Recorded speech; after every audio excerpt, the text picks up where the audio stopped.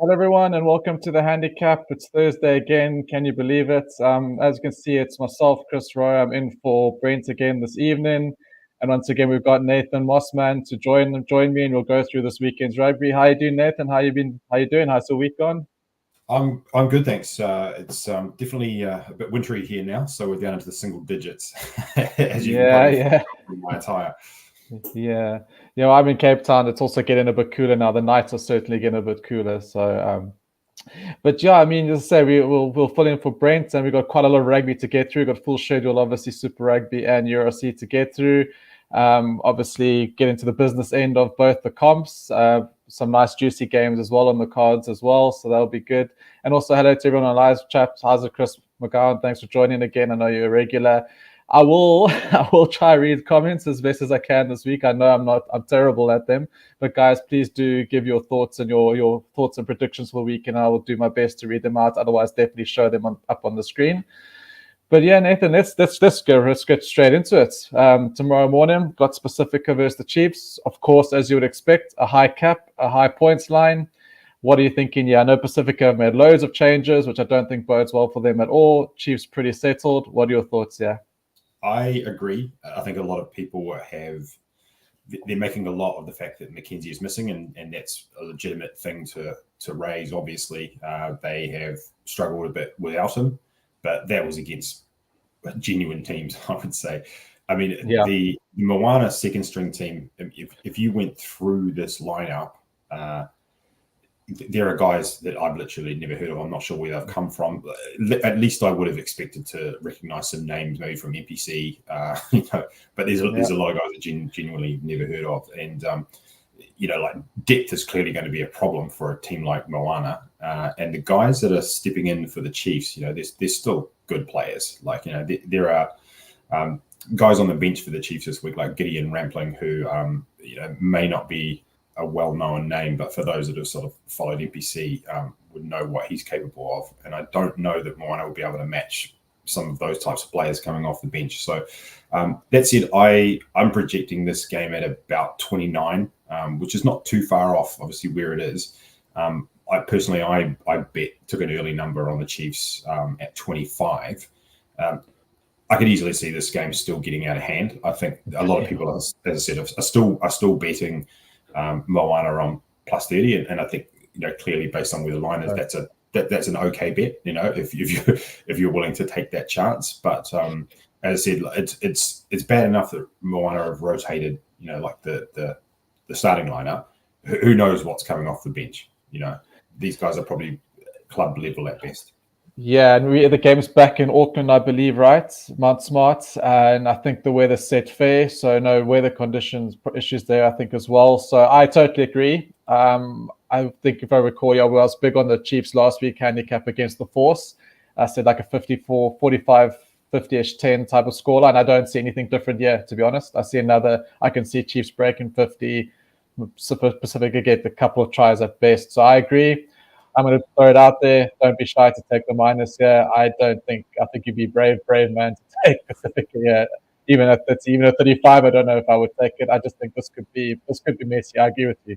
This could become. Don't be surprised if Chiefs even get up to 70 if they're in the mood. So yeah, points are also quite high, but yeah, I wouldn't be taking unders there either. But certainly my take here will be the minus as well. We got the comments here. We got Chris saying, "Weekend Chiefs. It's very weak with Mona. Big cap Chiefs points for me. Yeah, I agree. That's what I also just said. I think Chiefs will cover their points as well comfortably. Fareed on the chat joining us. How are you doing, Fareed? And Henrik, how you doing, Henrik? You see a lot of 3-pointers being kicked. Overs on the try. How you doing, guys? Welcome to the show. Let's move on to the next one. We got Reds versus the Rebels. I'm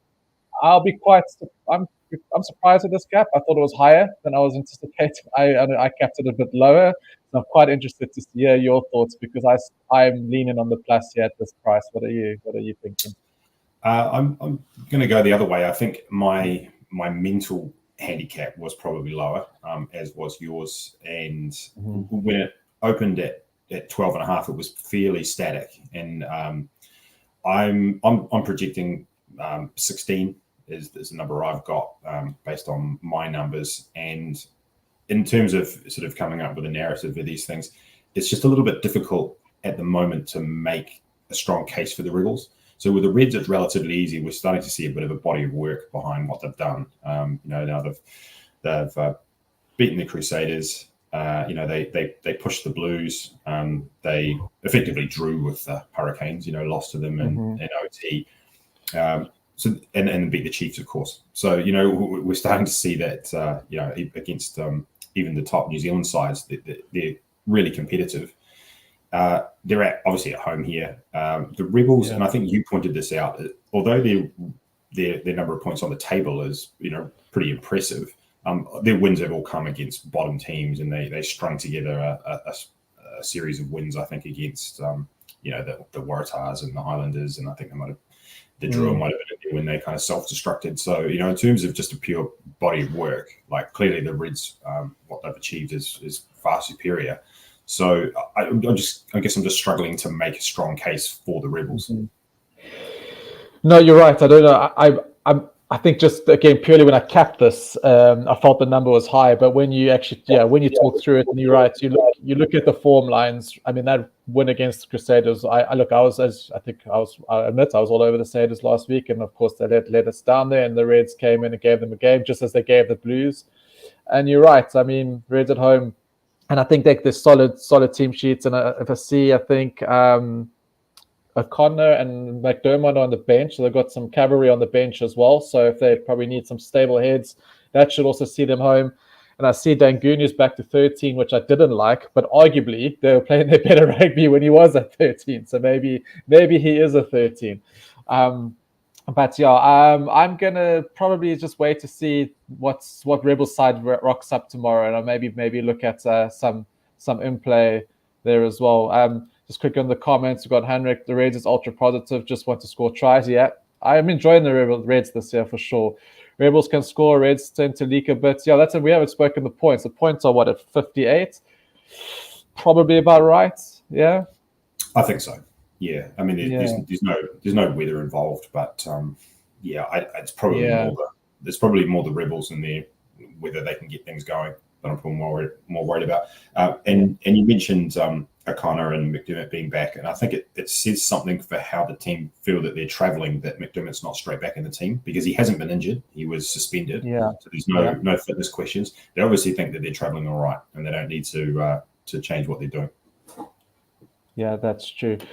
Okay, on to the next game. This is arguably the game of the round. You would think, right? First, second. Canes beat the Blues at home when at the Canes last time. I capped this around also about 1, maybe even a pick 'em, but two's about spot on in my mind. I would be honest, when looking at the team sheets, I believe the Canes are putting out a slightly stronger side. I'm leaning on the plus here, and I think this points line could be actually a little bit too small. I think this Blues team will give the Canes a few opportunities. What are you thinking? This line's bounced around a little bit, so I think it opened at 1.5, progressed from there sort of up to 2, and then I think it's went all the way to 4.5, and now it's come back down again. So I think there's clearly a little bit of indecision there. The first movement actually, that movement to 4.5 came after the team sheets, which I thought was strange because when they came out, I think the only thing that was potentially surprising was that Zahn Sullivan was back.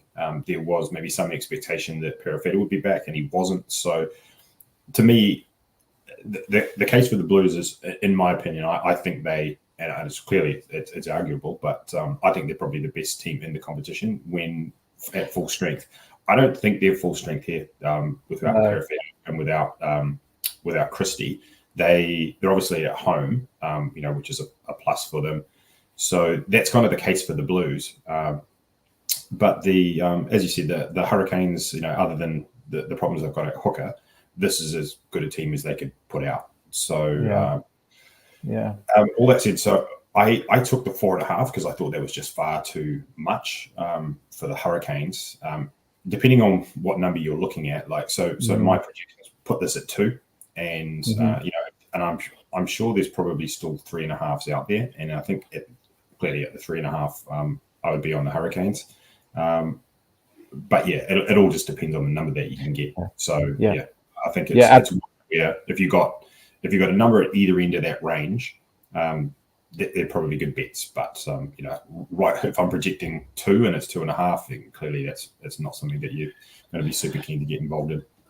Yeah, no, I totally agree. At 4, that's definitely the Canes number for sure. Obviously, or the sentiment that how I'm reading it at the moment. I'll tell you what really bothered. I know what you're right. It's the Blues have been, obviously, you could say they're probably arguably the best team in the tournament, but I'll be honest, I don't like that Plummer, Heem, AJ Lam access. I just feel they're a liability, and I just think the grind of the Highlanders might get them set to work, and I think it's going to be difficult. I don't know. Yeah, as I say, I think at full strength, maybe I'll have a different point of view. I just don't, at the moment, I just don't like the look of the Blues team as what they're putting out at the moment. I know they've got some good defense, have got defensive record, but they also, the Reds shifted almost 40 points against them the other day. So I think, yeah, interesting one. I think I'm at the moment, I'm going to keep it at that, and I'm a little bit on the overs just because that's a low number. I see Henrik's again on the unders there, which I'm not surprised, Henrik. So we'll take each other there. Johan Estesen says Blues 1-12. Yeah, I think this is a certainly 1-12 game. Even a try bet 1-7 either way is definitely in the game. Farid saying Kane's missing Cam big time. Yeah, of course. Roy God, he's just so good. He's become so good. TJ Perinato has been great coming in for him, and they've been a lot better when TJ's playing. I think that's also, we need to put that into factor as well. I think that's a big thing to have TJ back, right, Nathan? Oh, that's absolutely. You're talking about the guy who, in a lot of people's opinions, and is highly likely to be the All Blacks starting halfback when they play England later in the year. Now, that's not a bad replacement to come in when you have an injury. Yeah, also Kane's hooker was such last week. Yeah, that is true. And I think that when I was worried about the Blues at the Reds was the hooker they're playing. They're like third choice hooker there. I hooker 9-10. If it's a weak point in that access, I start to get nervous about teams. If the team's got a solid base, what they call the spine, I feel a lot more comfortable. I think that's a legitimate issue for the Canes. I guess the thing is that it's something where they've had to introduce new guys, into the squad, try to integrate them. Clearly another week of practice is going to help. I do think that you don't necessarily want to see Patrick Tuilapopu in the opposition line-out when you're struggling a little bit with your throws, because he will try and pick those off, and he's a good exponent of that. So I think there's a lot of pluses and minuses involved in this. At 2.5, I don't have a strong feel. It's really just all about the number that you can find. Yeah, exactly. All right, let's move on to the next one, a proper grudge match, I think. The worst two New Zealand teams at the moment. Surprisingly, or maybe not surprised, I think a lot of people thought the Satyrs would regress. Probably not as much as we thought they would, right? Highlanders, man, oh man. What do you say? Look, we did say Highlanders last week, and we thought they were the better side, and we were leaning on them to do the business, and they did. And that's what you would expect. But again, looking at the Highlanders team, I see the Satyrs have brought back Barrett, I think, starting. I think I'll be honest, I think Taylor's way past his best. I don't know how much of a positive, I suppose his experience will play a part, of course. And Williams is back. So some names coming back. So I like the Crusaders to definitely win this game, but I capped it around 5, 6, 7. That was the numbers I was looking at. What are you reading here? What are your numbers throwing out? Yeah, sort of my off the top of the head number was around about that, sort of in that 5.5, 6.5. My numbers are making this sort of more around 10 to 11. Oh, wow. And I think a lot of that is, I think, to kind of summarize it, it's you don't really want to be defending either one of these teams, right? But if you've got two teams which I think seem to be quite, potentially on the surface of it, quite badly coached, I think, especially in the Highlanders camp, I would just rather take two of the 200 underperforming teams. Just give me the one that has the better players. And I think clearly, if you just went through, man for man and tried to match these teams up, especially with, as you said, like Cody Taylor back, Tamati Williams back in the front row, Scott Barrett, who did go off injured last week and has obviously recovered to come back in. I just think that this is just about the cattle that you've got available. I don't think the Crusaders will have too much. Yeah, and the bounce back spots. I like the bounce back spot for the Satyrs there as well. And so, yeah, I've said, I mean, I did cap it at that number, but if I was to place a bet, I wouldn't be back in Highlanders. There's no ways I'm touching Highlanders with a barge pole, and even against Crusaders, right? So if you're going to take the cap here, take the minus. I see the points are 53. Yeah, for me, I always say for New Zealand derbies under 55, my ears are pricked. 53 could be an interesting number to play. Just depends what the Fed Satyrs are bringing. Because I'm sure the Satyrs are going to get quite a chunk of those points. But what do you think? 53 is that? Am I right in my gut? Is that just because I'm an over biased punter, or do you think that number's maybe a bit low? What do you think? No, I think I would still lean towards the under here. I've talked in previous weeks about the Highlanders being an unders team. Yeah, definitely. But they have definitely. I can't deny that. Just based on the way that they play. So I think that the danger would be, this turning into a blowout, which, to be fair, probably won't. But yeah, I think the under is actually pretty live. This number will probably go up as well. I think by kickoff, you should be able to get 54. Yeah, because this could end up like 36-10, 36-8, something kind of scoreline like that. And obviously we're not. Yeah, I'm saying just the number again but you're right. I want to be back in the Landers, and I don't think also there's so many. Their games are so scarce on points. Like, you'll be a brave man to even take on the 52 for sure. Let's go on to the next game. We've got the Tars at home to the Brumbies. Now, I didn't see this game this afternoon. Maybe you might have seen something different, but I think there's a lot of weather around for this game, which could close the door. I don't know, but yeah, happy to your thoughts. 9 seems high, but the Brumbies have played they did the job against the Canes. We obviously had them doing a much better job last week at home against the Jur, and of course they didn't. So where does this leave this with this Aussie derby and the 9 points? Yeah, you're correct about the weather. So one of the things I do earlier in the week is that if I have a game that I think is an unders game anyway, just based on projections, then I'll sort of go through and look at the weather. And I've said this to Brent in the past, because it's a bit of a free roll, right? Where you think it's going to go unders, but there's the weather factor as well. So that makes it a pretty strong unders play. This one, it was around about 54.5 in most places, and I was kind of just monitoring it to see what would happen. And I think it opened up, because Bet365 tended to come in a bit later with their points numbers, and they opened up a bit later, straight at 50.5, and immediately that number started dropping everywhere. But there was one place where it was still 55.5. Now that particular bookmaker, I can only get $50 a pop on there. So, but as a bit of a betting strategy or a tip maybe.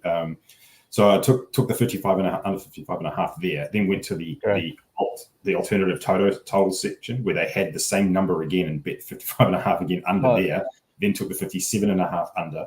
Then you can start looking at the same game parlays, where you can say take a big plus, like on the Waratahs, like 30. I love these. Bets. Yeah, and then combine that with 55.5. Yeah. So you can actually end up getting quite a lot of action down on something, just by going through all the different alternative routes that they have available.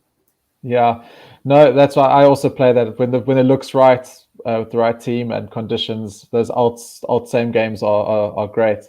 But yeah, I agree. If the weather is terrible, it could get greasy, it could get messy. I would see this game certainly battling to break the 50-point mark as well. So 49, probably a bit right. I probably wouldn't even still take on the overs there as well. Again, maybe have a look, because I must admit I've been sold down the river. When the river's caused by rain, by weather conditions and reports, and it absolutely killed us, especially in your country when I'm doing NPC and it's going to be 80% rain, and I come in at 4:00 in the morning and the sun's shining and the tries are flowing. So I like to wait and see closer to the games in the Pacific Islands are the worst. I mean, the New Zealand Met Service are pretty good, and especially close to kickoff. With the rain radar, their hourly predictions are actually usually pretty spot on, but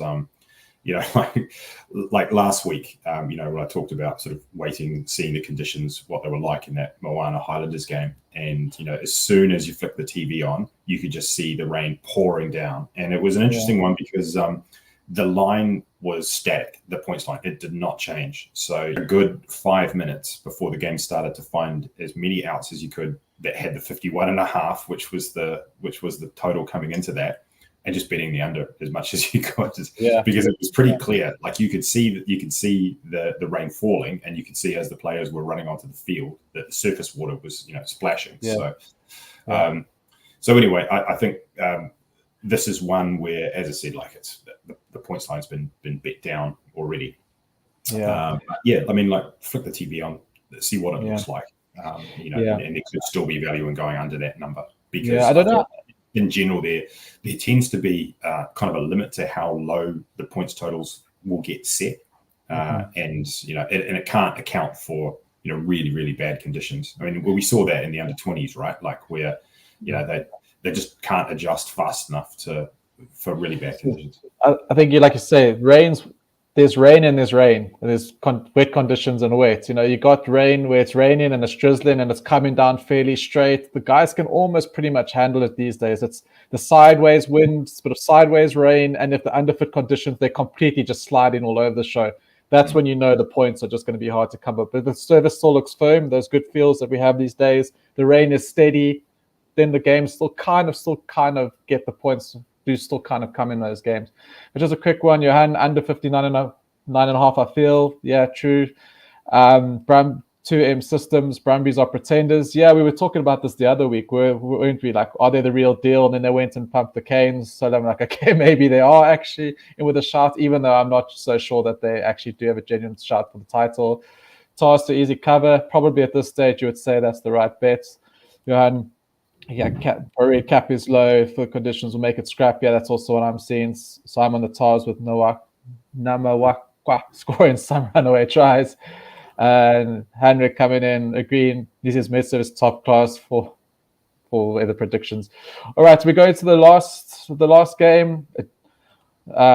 Force versus the Drua, pretty much a pick'em game. 55 points at this stage. I'm actually leaning on the Force here. I think the Drua are terrible travelers. I think the Force at home are good enough to take care of this with Nick White back. What are your thoughts? Yeah, well, this line is flipped, right? So the Drua opened as favourites. You could have got Force plus 2.5 early in the week.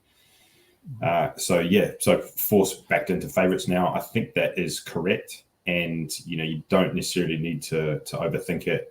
We talked on the show a while back, actually, about the fact that the Drua had not won a game away from home against anyone except for Moana. So they've got one away win in their history, which is now nearly 3 seasons, and that was against Moana, which is a bit of a pass. So I think that's a trend that effectively you just got to ride it until you kind of feel like that it's coming to an end.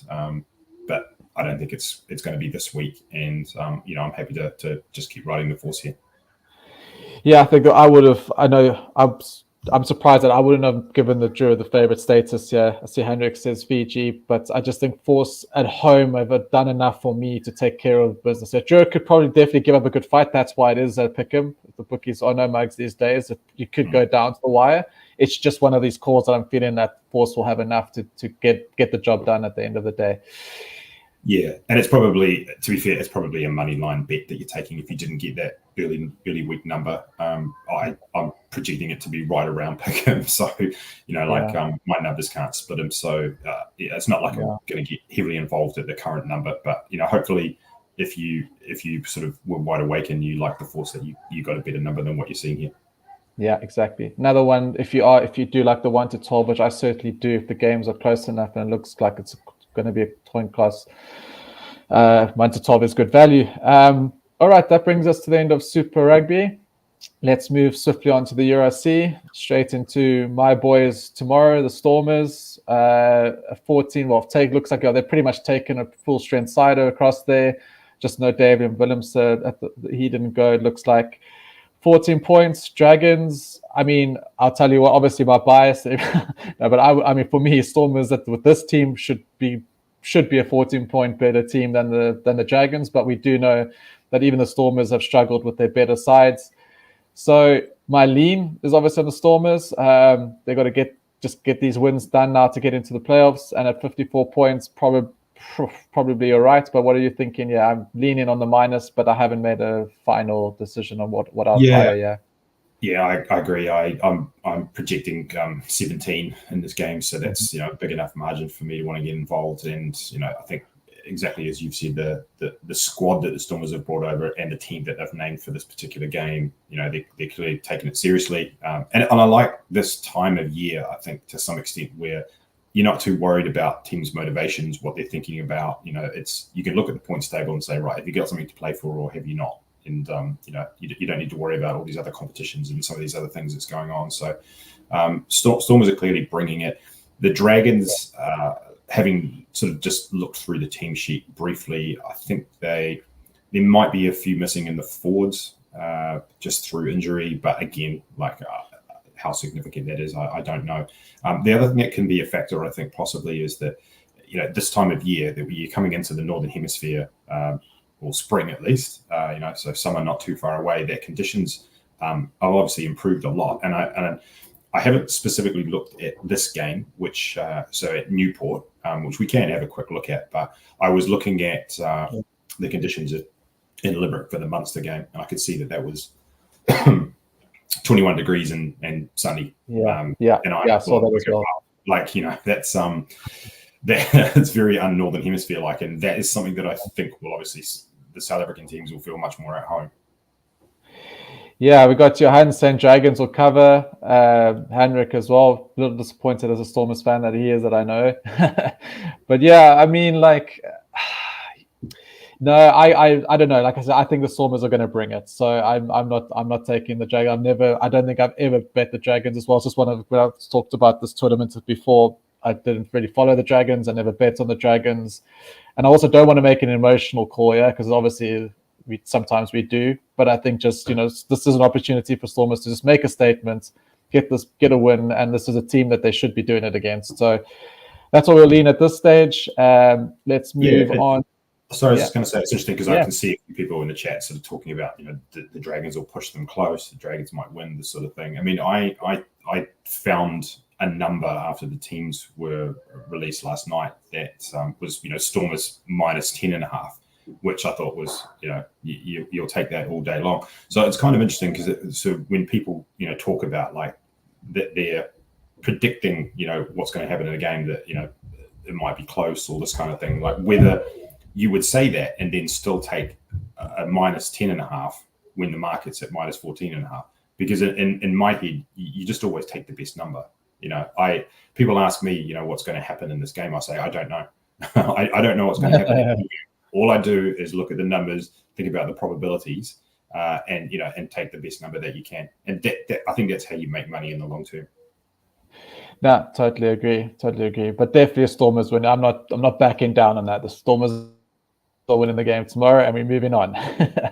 Edinburgh at home to Zebra. I'll tell you what, Edinburgh over the last 2 seasons has been one of my favorite teams to back at home, even on their team points. Zebra, bottom of the log, not much to play for. I think this is another lovely spot to be back in Edinburgh. I didn't actually look at the Edinburgh weather because most of the weather looks good around the UK the next day or two. So I minus 26 is high. Probably they could beat that, but I'll be definitely looking at the points in this game. What are you thinking? Yeah, I'm projecting 27 in this game, which is right around the cap. But it's one of these ones where I know that my model has Edinburgh a bit underrated. So if I was going to take a side on the minus, and to be fair, that number's moved on a little bit as well. I think there was sort of minus 24.5, which might still be out there if you're lucky. And I sort of bet them at that number earlier. Yeah, no, totally agree. I wouldn't be on the Zebra plus here by any means. So the minus, if you're going to take cap on here, the minus feels certainly the right way to go. Bulls at home to Glasgow. So yeah, as we spoke last week, Glasgow did win and got themselves top of the log, but we knew that they had to go to South Africa still. I'll be honest, I hadn't managed to even look at this game. I don't know what squad they brought, so I'm hoping you might be able to shed light. But Bulls minus 14. For me, this is very dependent on the side that Glasgow brought. If they've brought their first side, this possibly could go under this, but if they've brought in a weekend side, I think the Bulls will just we'll run them ragged at a warm Loftus tomorrow. Yeah, I think you can be, and I haven't seen a traveling squad. Some of the teams have released that. I haven't seen that. I have seen people, team members for Glasgow talking about their away record and how they've, tried to sort of beef that up. Various other, I guess, sort of more positive signs about their intent. And so, and given where they are on the table, the time of year, I think you can be pretty sure that they're bringing the house. And if that proves to be the case, I'm happy to be on the plus here. I've got, I'm projecting a much smaller number than this anyway. So, assuming that that everything sort of aligns up in terms of being full strength, I think that this cap's a bit too big. Yeah, I agree. I think this, but I'm going to also go on the point. So this could be probably one of my better bets of the weekend. Again, is this 56? I think Glasgow also a points team. I know that these teams sometimes do struggle in South Africa, but I think I've generally been like profitable and playing Glasgow points over on their team or totals. So I just think at Loftus on a sunny day, I think the points could flow. I think this 56 is a few points too shy. So I quite like the overs, yeah, for sure. Let's go on to the next one. Going in Scarlets. Okay, they're playing Ulster, right? Scarlets at home to Ulster. Ulster 7 points favorite. Yeah, Ulster. Both teams, for me, following these teams have just been so inconsistent, up and down. I've been screwed by both these teams. Every time I've backed one of these teams, I've been screwed.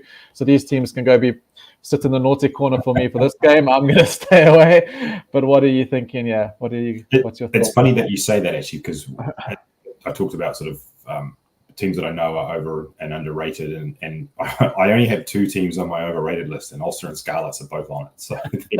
So it's not helpful, and I don't really know what to make of it. Like, I've purely just based on those numbers, I would take the Scarlets, but it's not a bet that I would feel strongly about, or I probably wouldn't make it.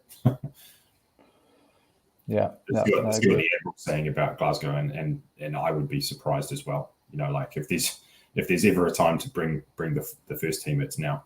Exactly. Well, that's what I was thinking. That's why I said if they go and beat Zebra, go to the top, why would you not just go on this run to get this much home advantage as you can, right? It would be silly if not, right? All right, let's move on to the next one. Sharkies at home to Benetton. Another interesting one, because obviously we got, I must admit, guys, I haven't seen what the squads are doing. I know they were in the UK last week. So I'll be honest, again, not sure. I obviously know that Sharks are pretty much out of this comp. They might be really happy with their European final. How seriously will they be taking this game? Benetton surely are, because they've got an opportunity. They need to keep their momentum going to get into the playoffs, because they've dropped down a little. Benetton to arrive. Again, I wish I actually knew what type of Sharks team might be playing, but I think I want to say Benetton on the plus here just because of the situation of this game at the spot it's in. But I need to see, I'll be honest, I'll need to see more information. I think there's also going to be a bit of typical humid weather around in Durban. But Henrik can back me up here. There's been a recent trend when it's actually been rainy. The points have been coming in Durban, weirdly. So maybe don't be afraid of the 47. But again, as I say, I need some more information before game time, but I'll be leaning on the plus purely on the game situation and leaning on the overs because that's just too low for me. What are you thinking? I'm hoping, often when I look at some of these games, that the motivational spot and the number that I'm projecting line up and they're both on the same side, because that makes the decision-making process a lot easier. In this case, I'm projecting Sharks by 8, but clearly the motivational spot favors Benetton, which is not ideal. So I kind of feel I've got a plus and a minus. So it's likely to be a game that I'll probably leave alone. Yeah, I see Hendrik's coming about Masuka because I mean he's been a revelation. We've been saying this for ages on groups as well. It was the 10 was the problem for Sharks with Bosch. They kept playing Bosch.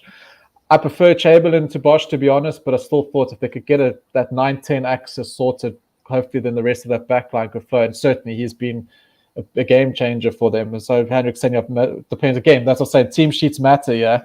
If Masuka's playing, he could be the difference to this cap because he's looking like a 7-point difference at the moment for this team.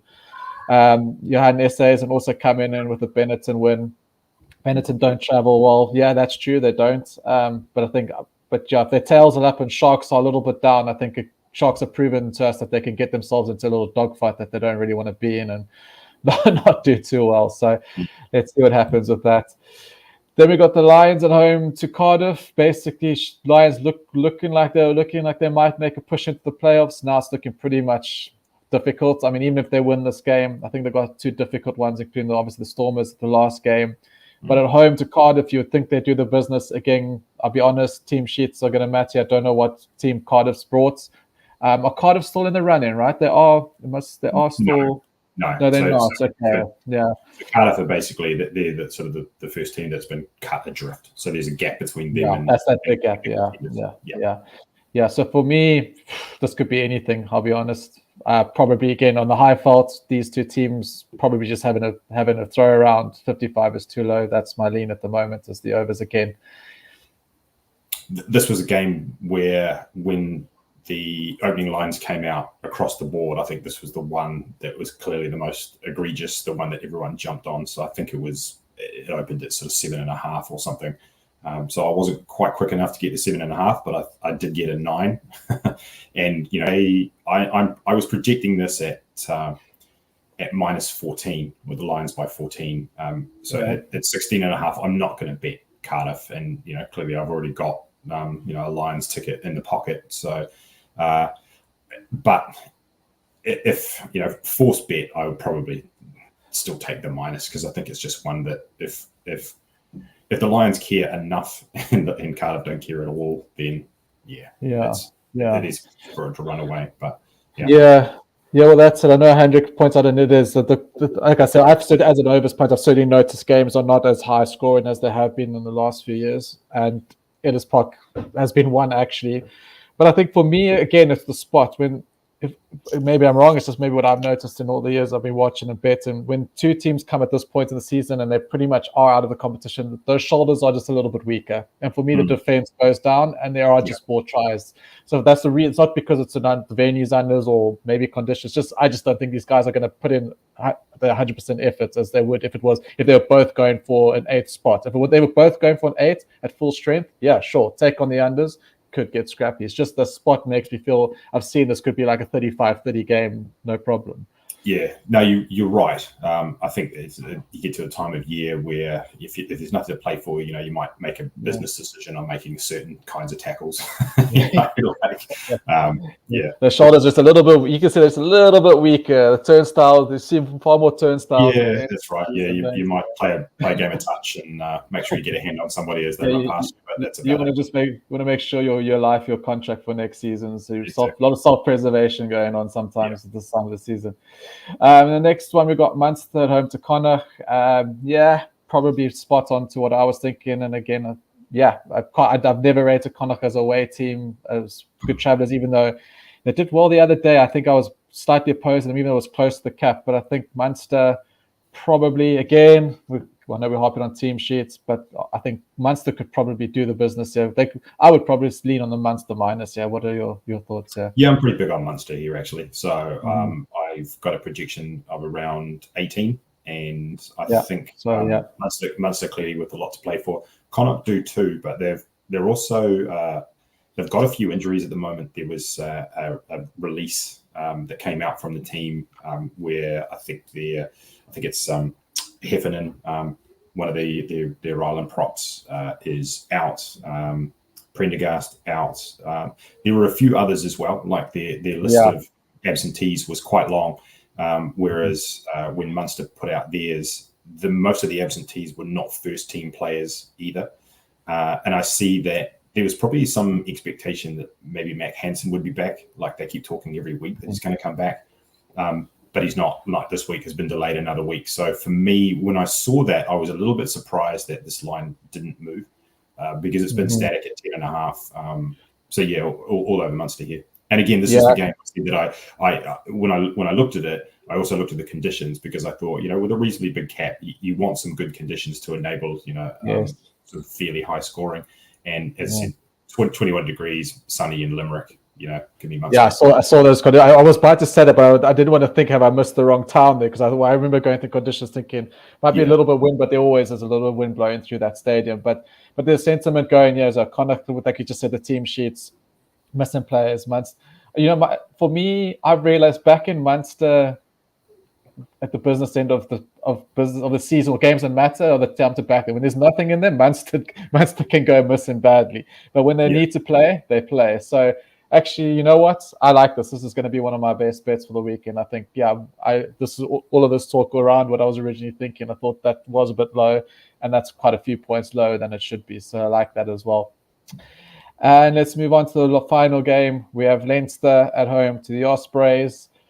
Yeah, I mean, at 53 points, when I looked at this game, I thought, geez, Leinster can score that on their own. So, but again, I don't know what teams are going to put up. But look, against Ospreys, I think also, where are they again on the log? I think, do they have anything to play for? No, they're still in it. I think Ospreys are the teams that can still they're 40. They do. Yeah. Just about. Hope and hell. But there's probably a lot that has to go right, I think, for some of these teams to make it if they're outside the 8 at the moment. This game, like a lot of Leinster games, probably over the last month, maybe longer, you really can't tell until the team come out because they do have this big squad, this quite stacked squad. We've seen, clearly their A team, which they put out for Champions Cup, is a great team. Their B team's also very good, but the C team, which they've sent to South Africa, wasn't so good. So there's just such a wide spectrum of outcomes in terms of the team that they can pick. And exactly. So I would not get involved in this right now, and I probably a lot of people haven't. So it's going to be heavily dependent on what comes out overnight for us and during the day for you guys. Yeah, again, I totally agree. I mean, all my instincts are going to say back Leinster, no matter what team they actually put out. I think because Ospreys, I do. I mean, they've been okay. I mean, they obviously beat the Stormers, but I just don't feel that they could still bring enough to Leinster. But I don't know, not strong, yeah. But anyway, that brings us to the end of the show. I haven't missed anything. Have I ever missed a game? I don't believe. That's all of them. Yeah, well, we've gone through it quite quicker than I thought we would. That's great. But let's just move straight on to the best bets. What are your strongest players and feels for the weekend? Yeah, what I'm looking at really is games where if I haven't already bet it, I would still bet it at the current. Yeah, number. Sure. Of course. And I think the teams that fall into that category. So in Super Rugby, it's the Reds, as I said, sort of projecting something around 16. Crusaders something around 10. So I'd sort of continue to bet it at the current numbers. And then in the URC, same thing applies here to the Stormers, which I think, as I said, projecting around 17, and Munster, which I think is a great bet. I'm pretty happy with that one. Yeah. For me, I'm gonna take on the overs in the high felt. I think that 55 points for both those games are a good spot to take on the overs there. Also like the minus on the Munster. Those would be my 3 URC picks. And the Saders minus and the Canes over 51 Blues game total would be my stronger bets. But yeah, thank you, Nathan. Been a lucky show again, as usual. Love talking rugby and going through the betting with you. I hope you have a great sporting weekend. Oh, I forgot, it's apparently they're having another fifth around with cultural weekend, right? So we're going to have fun and games about culture. Did you see that? The guys are going to play in different strips, and I think there's going to be a whole bunch of culture stuff going around. I'm all Anzac Tart. I feel Australasian already, but it's fine. I'm interested to see what they bring for the weekend there. But yeah, thank you very much, Nathan. Have a great weekend, and yeah, thank you to everyone on the show. Appreciate it. We'll put up obviously Brent will put out his newsletter tomorrow with the bets from the bets from the show. And obviously give us a like if you enjoyed the show and support the channel and go for the good to the game and get some more information there. Some great rugby minds on there, giving some great tips on there. So go have a look at there as well. But otherwise than that, have a great weekend, everyone. And yeah, see you soon. Cheers.